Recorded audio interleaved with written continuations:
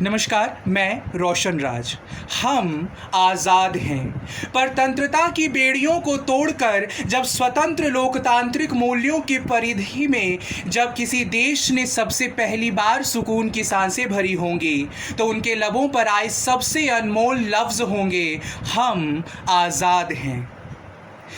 हमारे देश, हमारे हिस्से ये दिन करीब 75 वर्ष पूर्व आए और हमारे देश ने आज 75 वर्षों का एक सफ़र तय किया है और वो आज एक ऐसे पड़ाव पर पहुंच चुकी है जहां ये सवाल मजबूत होते जा रहे हैं कि क्या हम आज़ाद हैं।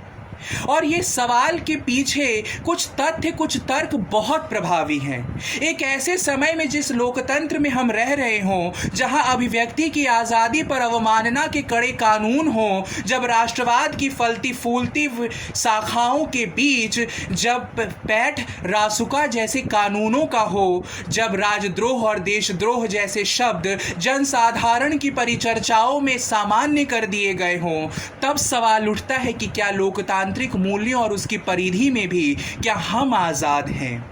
क्योंकि यदि हम लोकतांत्रिक मूल्यों के परिधि में आज़ाद हैं, तो क्या प्रदर्शन इस देश में गुनाह होता चला जा रहा है? यदि नहीं, और यदि सचमुच हम आज़ाद हैं, तो एक बार को झांकाइए आसिफ इकबाल तन्हा की आंखों में और कह आइए कि इस देश में उसके प्रदर्शन के जो अधिकार हैं, जिसके कारण उसे 13 महीनों की जेल भुगतनी पड़ी, वो उसकी आज़ादी का प्रमाण पत्र।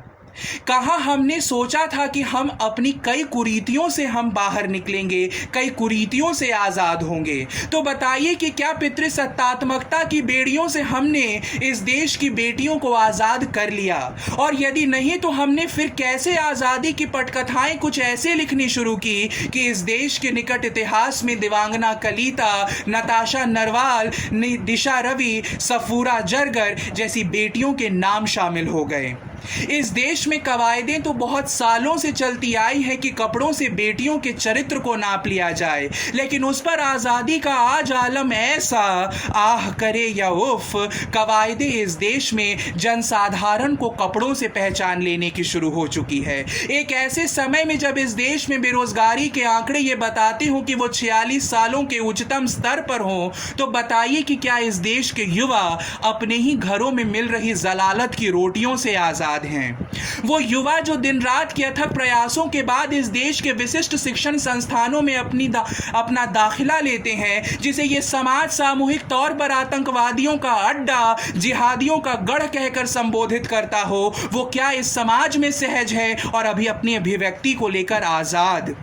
इंसान तो इंसान, न जाने इस देश ने कौन सी परंपराओं को गले लगा लिया है, जिस देश में नज्म, गीत और गान तक आज़ाद नहीं दिखते। क्योंकि जब इंसानियत के हक पर आती हुई लबों पर एक दुआ, जब सच्चाई के हक में उठने वाला अनल हक का एक नारा, जब इस देश में दीन ईमान इंसान से ऊपर हिंदू और मुसलमान हो जाए, तो मैं नहीं मानता कि धार्मिक कट्टरता और वैमनस्यता के इस दलदल से हम सब आज़ाद हैं। एक देश में उस देश को कैसे आज़ाद माना जाए जिस देश की आने वाली पीढ़ियों को व्हाट्सएप के अग्रसारण के तहत यह सिखाया जाने लगे कि इस देश की नींव रखने वाले अय्याश थे, इस देश के राष्ट्रपिता ही इस देश के बंटवारे की असली वजह है। तो बताइए कि आने वाली पीढ़ियां एक विकृत इतिहास से कितनी आज़ाद हैं। और जिस देश में उस देश को आज़ाद मानूं तो कैसे, जिस देश में उस देश के नागरिक बनने से पहले भक्त और चमचों जैसे छोटे और तुच्छ विशेषणों में बट जाना ज़्यादा मुनासिब समझते हों,